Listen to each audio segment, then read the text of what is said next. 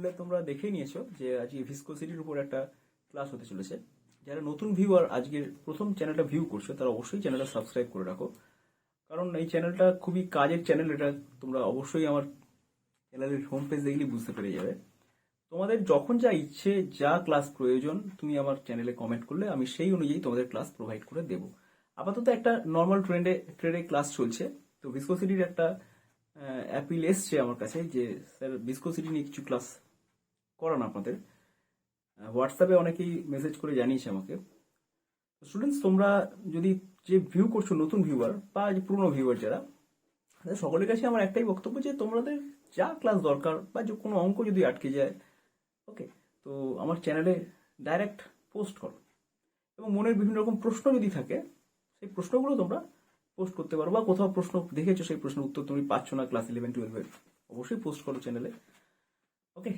আর আমার চ্যানেলে আরেকটা প্লেলিস্ট রয়েছে ইওর কিউরিয়াসিটি বলে, সেখানেও তোমরা প্রশ্ন পোস্ট করতে পারো সায়েন্স রিলেটেড, শুধু ফিজিক্স নয়, সায়েন্স রিলেটেড হলেই আমি সেটা চেষ্টা করি উত্তর দেওয়ার, তাতে আমারও অনেক কিছু জানা হয়ে যায়। যাকে আমি পয়েন্টে ফিরে আসি। আজকের পয়েন্ট ছিল ভিসকোসিটি নিয়ে আলোচনা করা। স্টুডেন্টস, ভিসকোসিটি হচ্ছে জেনারেল প্রপার্টিজ অফ ম্যাটারের মধ্যে একটা প্রপার্টিজ। জেনারেল প্রপার্টিজ অফ ম্যাটারের মধ্যে প্রথমে আমরা শিখেছিলাম ইলাস্ট্রিসিটি বা স্থিতিস্থাপকতা, তারপরে শিখছি ভিসকোসিটি, এরপরে শিখবো সারফেস টেনশন। তো স্থিতিস্থাপকতা খেয়াল করে দেখো, ওই জিনিসটা যেমন সলিডের থাকে, অর্থাৎ ইলাস্ট্রিসিটি যেমন সলিডের হয়, তেমনি লিকুইডেরও হয় ইলাস্ট্রিসিটি, আবার গ্যাসেরও ইলাস্ট্রিসিটি হয়। ওকে। কিন্তু ভিসকোসিটি ব্যাপারটা খেয়াল করে দেখবে গ্যাসের হয় আর লিকুইডের হয়, সলিডের ভিসকোসিটি বলে কিন্তু কিছু হয় না। ভিসকোসিটি ব্যাপারটা কি? ভিসকোসিটি ব্যাপারটা কিছুই না। তোমরা লক্ষ্য করেছো যে ধরো এই বোর্ডটায় আমি যদি একটা জলের ফোঁটা উপর থেকে এরকম করে টপ করে গড়িয়ে দিই, বোর্ড বরাবর জলের ফোঁটাটা যত স্পিডে পড়বে, একটা সর্ষের তেলের ফোঁটা অর্থাৎ ড্রপার করে যদি সর্ষের তেল এখানে দিয়ে দিই, সেই সর্ষের তেলটা কি ততটা স্পিডে পড়বে যতটা জলের স্পিড ছিল? পড়বে না, না? বা কোনো মেঝের মধ্যে তুমি কোনো একটা তরলকে গড়িয়ে দিচ্ছ, একবার কেরোসিন তেল গড়িয়ে দিলে, একবার সর্ষের তেল গড়িয়ে দিলে, একবার পেট্রোল গড়িয়ে দিলে, একবার জল গড়িয়ে দিলে, কোনটা বেশ তাড়াতাড়ি যাবে আর কোনটা ধীরে ধীরে যাবে, তাই না? প্রত্যেকটা কি একই রকম স্পিডে যাবে? যাবে না। কেন যাবে না? ভিসকোসিটি তার জন্য তাই। ভিসকোসিটি কি ব্যাপারটা কিরকম দেখো, আমি বলে দিচ্ছি। মনে করো এই হচ্ছে একটা, এই তলটার উপর দিয়ে মনে করো জল যাচ্ছে। ওকে, জল যাচ্ছে এবং জল যাচ্ছে ঠিক এই হাইটে জল আছে, এবং জলগুলো যাচ্ছে কোন দিকে? জলগুলো সব এই দিকে যাচ্ছে। ওকে, ভালো করে দেখো, জল এদিকে ফ্লো করছে। এখন একদম এই সারফেসের সাথে লেগে থাকা যে জলটা, জলের যে লেয়ারটা একদম সারফেসকে টাচ করে আছে, সে বেচারা সারফেসকে টাচ করে থাকার জন্য সে তো প্রায় যেতেই পারছে না। যেতে চাইছে কিন্তু সারফেস ওকে টেনে ধরছে, যেতেই পারছে না, প্রায় যেতে পারছে না। অর্থাৎ আমি যদি প্রত্যেকটা লেয়ারে ভেলোসিটি গুলো আঁকতে থাকি, তাহলে কিরকম হবে ছবিটা? একদম যে লেয়ারটা এটার সাথে লেগে আছে সেই লেয়ারটা যাচ্ছে না, যেতে পারছে না। একটু উপরে যে লেয়ারটা আছে সেই লেয়ারটার ভেলোসিটি একটু বেশি, তার উপরে যে লেয়ারটা আছে অবভিয়াসলি তার ভেলোসিটি আর একটু বেশি হবে, তাই না? তার উপরে যে লেয়ারটা আছে তার ভেলোসিটি আর একটু বেশি হবে, তার উপরে যে লেয়ারটা আছে তার ভেলোসিটি আরো বেশি হবে, আরো বেশি হবে। একদম সবার উপরে যে লেয়ারটা রয়েছে তার ভেলোসিটি কিন্তু সব থেকে বেশি হবে। ওকে, দেখো বুঝতে পারছি। এইখানে যে লেয়ারটা রয়েছে সেই লেয়ারটার ভেলোসিটি সব থেকে কম বা নেই ধরে করো, এই লেয়ারটা যেতেই পারছে না, কারণ এই তলের সাথে এই লেয়ারটা, এই প্লেনের সাথে এই লেয়ারটা লেগে গেছে, আটকে যাচ্ছে, যেতে পারছে না। একদম নদীর মনে করো যে বয়ে যাচ্ছে, এটা হচ্ছে নদীর তলানি, অর্থাৎ নদীর একদম বেসটা। আচ্ছা, আর এই উপরের লেয়ারটা আছে নদীর উপরে উপরে যে জলের লেয়ারটা আছে সেইটা, উপরে যে জলের লেয়ারটা আছে ও তো বেশ স্পিডে যেতে পারবে, ঠিক তার তলার জলের লেয়ারটা কিন্তু অত স্পিডে যেতে পারবে না। ওকে, কেন যেতে পারবে না? কারণ আগের পিছের লেয়ার ওকে আটকে যেতে দেবে না। কিরকম ব্যাপারটা হবে? ধরো এই লেয়ারটার কথা তোমার ভাবো তুমি, এর ঠিক নিচের লেয়ারটা কিন্তু ওর ভেলোসিটিটা কম। নিচের লেয়ারটা হলো এই, তুই যাচ্ছিস কোথায়? কোথায় যাচ্ছিস? আমি এত কম ভেলোসিটিতে যাচ্ছি, তুই আমার এগিয়ে চলে যাবি? না, যাওয়া যাবে না। নিচের লেয়ারটা উপরের লেয়ারটা বলি না না আমি আস্তে আস্তে যাচ্ছি বলে তুইও আস্তে আস্তে যাবি, কোনোদিন জুড়ে যাবে যাবে না। নিচের লেয়ারটা এই লেয়ারটাকে বলবে তুই আসতে যা, তুই আসতে যা, তুই আসতে যা, ভালো কথা। উপরের লেয়ারটা কি করবে? উপরের লেয়ারটা আবার ভেলোসিটি বেশি, নিচের লেয়ার ঠিক উপরের লেয়ারটা ভেলোসিটি এর থেকে বেশি, উপরের লেয়ারটা বলবে না তুই আমার সাথে চল, আমার ভেলোসিটি বেশি, চল চল চল চল চল চল চল। উপরের লেয়ারটা এই মাঝখানের লেয়ারটাকে টেনে টেনে নিয়ে যেতে চাইবে, নিচের লেয়ারটা মাঝখানের লেয়ারটাকে বলবে না ভাই আসতে যা, আমিও যাচ্ছি। তাহলে কি হবে? তাহলে কিছুই না, এটা ইন্টারনাল ফ্রিকশন হচ্ছে। লিকুইডগুলোর লেয়ার, লিকুইডের যে লেয়ারগুলো সেই লেয়ারগুলোর নিজেদের মধ্যে একটা ইন্টারনাল ফ্রিকশন ফেস করছে, ফলে ও কিন্তু সহজে এগোতে পারছে না, বাধা পাচ্ছে। একটু ভেবে দেখো এবার, তোমার মাথায় একটু ওই ওই ব্যাপারটা ভাবো, ওই সর্ষের তেল বোর্ড দিয়ে গড়িয়ে পড়া আর জল বোর্ড বেয়ে গড়িয়ে পড়া, জলের ফোঁটা বোর্ড বেয়ে যেভাবে গড়িয়ে পড়ে, সর্ষে তেলের ফোঁটা বোর্ড বেয়ে যেভাবে গড়িয়ে পড়ে, সেই দুটো কি সেম সিলে পড়ে? পড়ে না। সর্ষে তেলটা একটু ধীরে ধীরে পড়ে, তাই না? বুঝতে পারছো কেন সর্ষে তেলটা ধীরে ধীরে পড়ে? কারণ সর্ষে তেলের এই লেয়ারগুলোর মধ্যে ফ্রিকশনটা অনেক বেশি, মাঝখানে লেয়ারগুলোতে ফ্রিকশন বেশি আছে, পরে একটা লেয়ারের উপর আরেকটা লেয়ার স্লিপ করে যেতে যেতে চাইলে, তার উপরের লেয়ারটা আবার স্লিপ করে যেতে চাইলে, তার উপরের লেয়ারটা স্লিপ করে যেতে চাইলে, কোনো লেয়ারই ঠিক মতো স্লিপ করে যেতে পারছে না আগের আর পিছের লেয়ারটা ঝামেলা করার জন্য। যেহেতু আগের লেয়ারগুলোর মধ্যে ডিস্টেন্স কম আছে, সর্ষে তেলের ক্ষেত্রে ডিস্টেন্সগুলো কম থাকে, ওদের লেয়ারগুলোর মধ্যে ইন্টারভালগুলোর ডিস্টেন্স খুব কম থাকে, ফলে ওরা একে অপরকে আটকে দিতে পারে, কিন্তু দেয় না।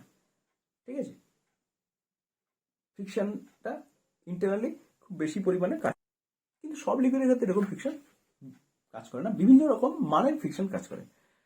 জলের ক্ষেত্রে ইন্টারনাল ফ্রিকশন আলাদা হবে, তেলের ক্ষেত্রে ইন্টারনাল ফ্রিকশন হয়তো একটু বেশি হবে, হয়ে যাচ্ছে। তাহলে এই যে ঘটনাটা ঘটছে, লেয়ারগুলো যেতে পারছে না ইন্টারনাল ফ্রিকশনের জন্য, অভ্যন্তরীণ ঘর্ষণের জন্য, এই ঘটনাটা অ্যাকচুয়ালি ভিসকোসিটিকে রিপ্রেজেন্ট করে, এইটাই হচ্ছে ভিসকোসিটি।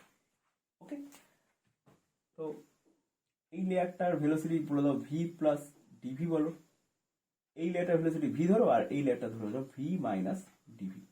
প্রত্যেকটা লেয়ারের মধ্যে ডিস্টেন্স ধরে নাও, মনে করো একদম আপার লেয়ারটা তার এক্স প্লাস ডিএক্স হচ্ছে তলা থেকে ডিস্টেন্স, আর এই যে ঠিক এই ভি যার লেয়ারটা তার ডিস্টেন্স হচ্ছে, অর্থাৎ ভি যে ভেলোসিটি সেই লেয়ারটার ডিস্টেন্স হচ্ছে মনে করো এক্স। ওকে, তাহলে এই দুটো লেয়ারের মধ্যে ডিসপ্লেসমেন্ট ডিস্টেন্স আছে ডিএক্স। ওকে, তোমরা অবশ্যই উপরে ভিসকোসিটি হেডিং দিয়ে দাও। ওকে, তোমরা এইভাবে লিখে নাও, ভিডিওটা পজ করো, পজ করে এই ব্যাপারটা যেটা লিখেছি সেটা লিখে নাও। আমি একটু বলে দিচ্ছি, এখানে আমি ভিসকোসিটি বলে লিখেছি ইন্টারনাল ফ্রিকশন। ভিসকোসিটি বলতে বোঝায় ইন্টারনাল ফ্রিকশন, লিকুইড বা গ্যাসের লেয়ারগুলোর মধ্যে ইন্টারনাল ফ্রিকশন, সেই জন্য ইন্টারনাল ফ্রিকশন লিখেছি। আর কি, valid for liquid and gas, not for solid. Liquid গ্যাসের ফলে ভ্যালিড, কিন্তু সলিডের ক্ষেত্রে ভ্যালিড নয়। এই ছবিটা লিখেছি let layer at height x has velocity v, the layer at height x plus dx has velocity v plus dv. So for dx difference of this dx difference of distance between layer, difference of distance between, for dx difference of distance between layer, velocity difference is dv. Okay, লিখলাম for dx difference of distance between layers, velocity difference is dv. For unit, এবার এক লিখেছি, unit difference of distance between the velocity will be dv dx. Okay, তো unit difference হলে পরে ওদের velocity change করতে হবে ডিভি ডিএক্স, অর্থাৎ rate of change of velocity হচ্ছে ডিভি ডিএক্স। এক্স এর রেসপেক্টে velocity change, rate of change হচ্ছে ডিভি ডিএক্স। এই ডিভি ডিএক্সটাই বলা হয় ভেলোসিটি গ্রেডিয়েন্ট। ক্লিয়ার? বেশ ভালো কথা। এবার ভিসকোসিটি খেলায় আসি। দেখো, এই লেয়ারটা যদি কেউ টেনে নিয়ে যেতে চায়, এই লেয়ারটাকে যদি কেউ টেনে নিয়ে যেতে চায়, তাহলে কতটা ফোর্স অ্যাপ্লাই করতে হবে, বা যতটা ফোর্স অ্যাপ্লাই করতে হবে সেই ফোর্সটা কোন কোন বিষয়ের উপর ডিপেন্ডেন্ট, এটা তোমরা বলতে পারো? এই লেয়ারটাকে যদি টেনে নিয়ে যেতে হয়, যে ফোর্স লাগবে সেই ফোর্সটা কোন কোন বিষয়ের উপরে, কোন কোন বিষয়ের উপর ডিপেন্ডেন্ট, এটা বলতে পারবে? একটু ভেবে দেখো, লেয়ারটা কিন্তু এরকম স্ট্রেট লাইন, লেয়ারটা কিন্তু এরকম হয়। ওকে, একটা লেয়ার, ওকে, এই ভেলোসিটি মনে করো ভি প্লাস ডিভি, সবচেয়ে বেশি ভেলোসিটি। তার নিচে ঠিক লেয়ারটা রয়েছে, তার নিচে ঠিক এরকম লেয়ার রয়েছে একটা, তার ভেলোসিটি একটু ভি, তার নিচে লেয়ার রয়েছে, তার ভেলোসিটি আরো কম। তো এই দুটো লেয়ারের মধ্যে ডিস্টেন্স কিন্তু ডিএক্স। এটাকে যদি আমি টেনে নিয়ে যেতে যাই, যে ফোর্স লাগবে সেই ফোর্সটা কত? এই ফোর্সটা force required to pull the layer, force REQUIR required to pull the layer tangentially F will be dependent on varies as, দেখো এই যে লেয়ারটার এরিয়া যত বেশি হবে তত বেশি ফোর্স কিন্তু আমায় দিতে হবে, ডিপেন্ডেন্ট অন এরিয়া, রাইট? ভালো কথা। আর কি? আর দেখো ডিপেন্ড করছে ভেলোসিটি রেট অফ চেঞ্জের উপরে, যে তুমি যত ভেলোসিটি রেট অফ চেঞ্জ করতে চাইছো, ধরো তুমি উপরের লেয়ারটাকে খুব জোরে খুব বেশি ভেলোসিটিতে নিয়ে যেতে চাইছো, ওদের দুটো ঠিকটা নিচের লেয়ারের থেকে উপরের লেয়ারের ডিস্টেন্স হচ্ছে dx, আর তুমি উপরের লেয়ারটাকে খুব বেশি ভেলোসিটিতে নিয়ে যেতে চাইছো, তাহলে dvdx কে বেশি হতে হবে, রাইট? তাই তো, তাই কি না? বুঝতে পারলে না? dvdx, এই dxটাই ধরো খুব কম যদি হয় তাহলে dvdx এর ভ্যালু বেশি হবে তো, রাইট? dvdx এর ভ্যালু বেশি হবে। এবার তুমি চাইছো ডিভিটাকে বেশি করতে, ভিটাকে বেশি করে নিয়ে যেতে চলেছে, তাহলে ডিভিটাকে তুমি বাড়াতে চাইছো, এই লেয়ারের থেকে এই লেয়ারকে খুব বেশি জোরে যদি টানতে চাও তাহলে ডিভিটাকে বাড়াতে চাইছো তো, কিন্তু এই লেয়ার দুটোর মধ্যে যদি ডিস্টেন্স আরো কমে যায়, অর্থাৎ dx যদি কমে যায় ডিভি যদি বেড়ে যায়, তাহলে এই গোটা রাশিটা কি হবে? বাড়বে, তাই না? তার মানে এটা বোঝা যাচ্ছে যে আমি যদি dvdx কে রাইজ করতে চাই তাহলে আমাকে ফোর্সও বেশি দিতে হবে। ওকে, তার মানে যে ফোর্সটা আপনি অ্যাপ্লাই করছি সেটা নট অনলি যে ডিভি কে বাড়াতে গেলেই বেশি লাগবে তা নয়, dx যত কম হবে তত বেশি লাগবে, dxটা যত কম হবে তাহলে শুধু ডিভির উপর প্রপোর্শনাল তাই নয়, dx এর সাথেও কিন্তু ইনভার্সলি প্রপোর্শনাল, তাহলে dx এর সাথে প্রপোর্শনাল, রাইট? ঠিক কিনা বলো? তাহলে এই দুটো যে ইকুয়েশন আমি পেলাম 1, 2, এই দুটোকে নিয়ে আমি কি লিখতে পারি? বোর্ডটা আশা করি লেখা হয়ে গেছে, এটা আমি মুছবো একটুখানি। ওকে, বা মুছবো না, আমি এই জায়গাটা একটু লিখছি, তাহলে তোমরা এই পরে এই জায়গা থেকে লিখবে তোমরা, ঠিক আছে? বোর্ডটা দেখা যাচ্ছে আশা করি। আমরা এই দুটো পেলাম, এফ ভ্যারিজেস কি পেলাম? এ পেলাম। আচ্ছা, আমরা লিখছি 1 আর 2 কে কম্বাইন করে দিচ্ছি, কম্বাইনিং 1 and 2, তাহলে কি পাচ্ছি? ফোর্স ভ্যারিজেস এ ডিভি ডিএক্স, রাইট? আচ্ছা, বেশ, তাহলে একটা নির্দিষ্ট লিকুইডের ক্ষেত্রে এই ফোর্সটা এ ডিভিডিএক্স এর সাথে ভ্যারি করবে। এখন বন্ধুরা, যদি লিকুইডটা চেঞ্জ হয়ে যায়, অন্য লিকুইড চলে আসে, তাহলে কি হবে? এই ফোর্সের ভ্যালু বাড়বে না কমবে? বাড়তেও পারে, কমতেও পারে, লিকুইডের উপর ডিপেন্ড করছে, তাই তো? তাহলে কোন লিকুইড ইউজ করছি সেটা নিশ্চয়ই একটা ফ্যাক্টর। তাই জন্য এফ ইকুয়াল টু বলে আমি একটা কনস্ট্যান্ট বসিয়ে দিচ্ছি, তার নাম যে ইটা, তাই বলছি ইটা। এটা ঠিক করে দেয়, এটা লিকুইডকে ঠিক করে দেয়, অর্থাৎ বিভিন্ন লিকুইড হলে ইটার ভ্যালুটা পাল্টে যায়। আমি ধরে নিলাম যে লিকুইড টু লিকুইড যে ভ্যালুটা চেঞ্জ হয় সেটা হচ্ছে ইটা, এটা একটা অবশ্যই কনস্ট্যান্ট, একটা নির্দিষ্ট লিকুইডের ক্ষেত্রে ইটাটাও কনস্ট্যান্ট। ওকে, তাহলে এফ ইজিক্যাল টু আমরা কি পেয়ে যাচ্ছি? Eta A dv dx. F equal to পাচ্ছি ইটা এ ডিভি ডিএক্স। বন্ধুরা, ইটাটা কি? ইটাটা হচ্ছে coefficient of viscosity, coefficient of viscosity, okay, এটা লিখে নাও বন্ধুরা। স্টুডেন্টস, আমরা এই ফর্মুলাটা পেলাম, F equal to eta A dv dx. Dv dx কি? ডিভি ডিএক্স হচ্ছে ভেলোসিটি গ্রেডিয়েন্ট, ইটাটা হচ্ছে coefficient of viscosity of the liquid, আর এ হচ্ছে area of the surface of the liquid surface, মানে লিকুইডের যে লেয়ারটা, area of the layer of the liquid surface. Okay, তো এবারে আমরা তো বুঝতে পারলাম কেন কীভাবে ফর্মুলাটা এলো, এবং এখানে আমরা ইটাটাকে বলেছি কোএফিসিয়েন্ট অফ ভিসকোসিটি। এখন ইটাকে নিয়ে একটু আমরা গবেষণা করতে চাই, ইটার ইউনিটটা কি আসছে দেখিনি।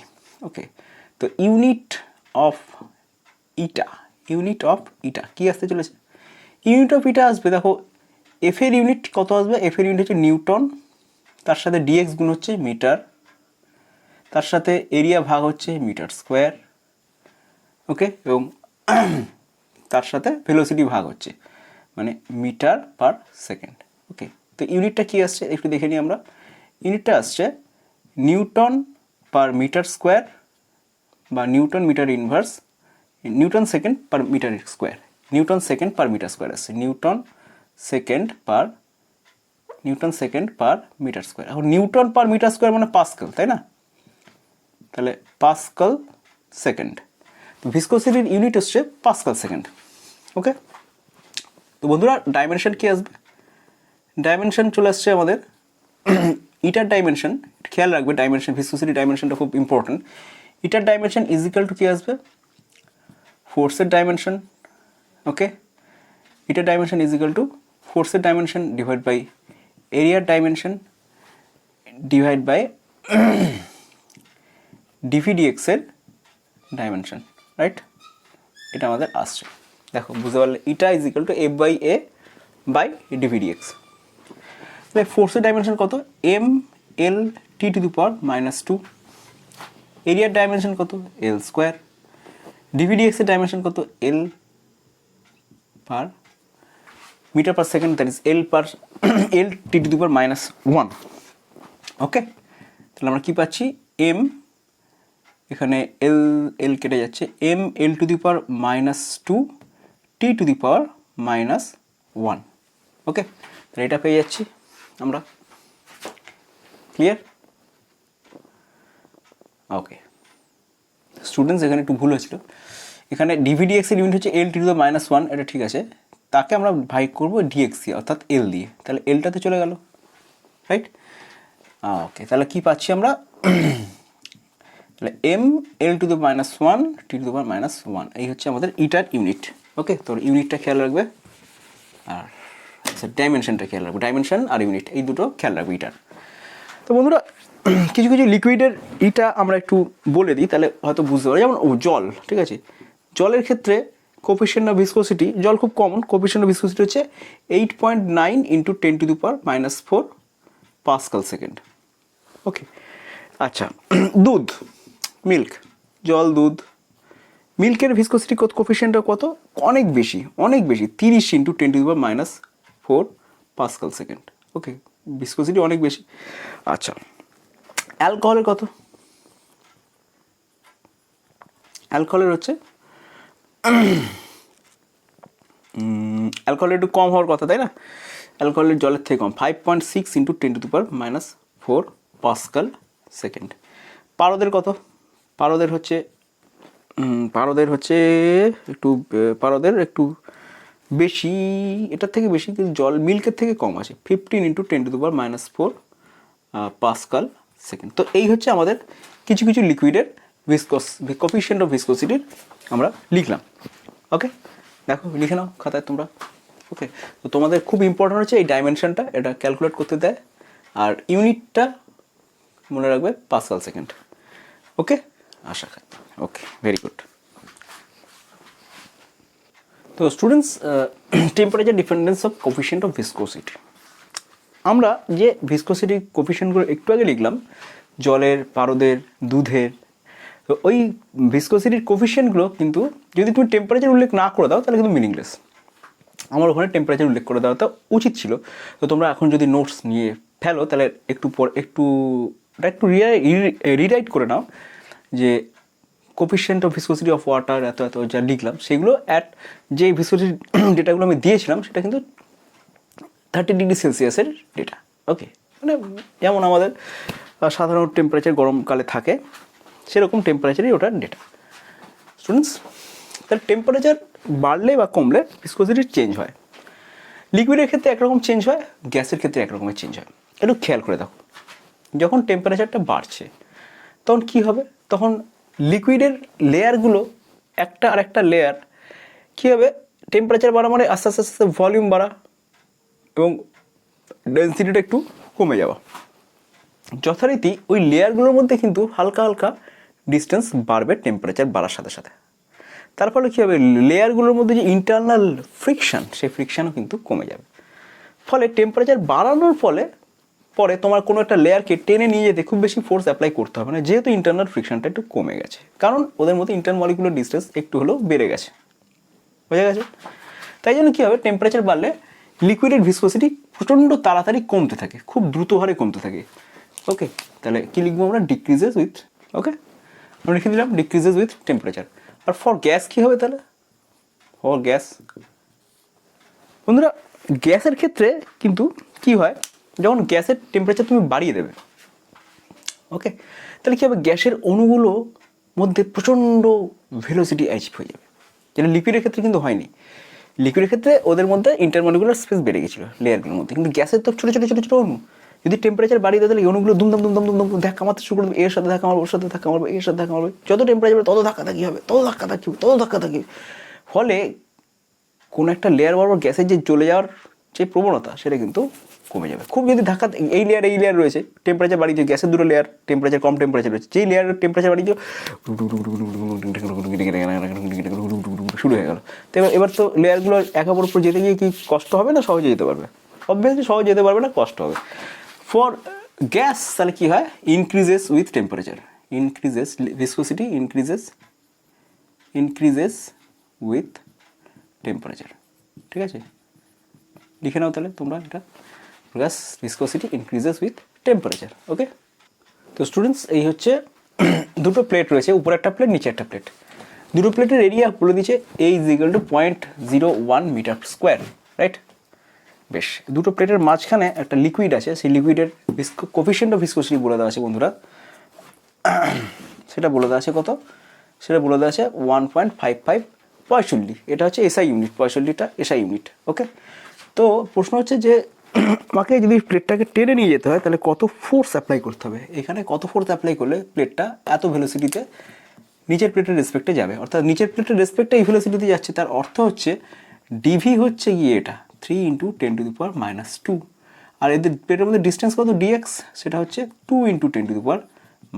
তার মানে ডিভি ডিএক্স যেটা ভেলোসিটি গ্রেডিয়েন্ট, সেটা কত বেরিয়ে যাচ্ছে 3/2 × 10⁻², কেটে গেল, 3/2 হচ্ছে আমাদের ডিভি ডিএক্স, রাইট?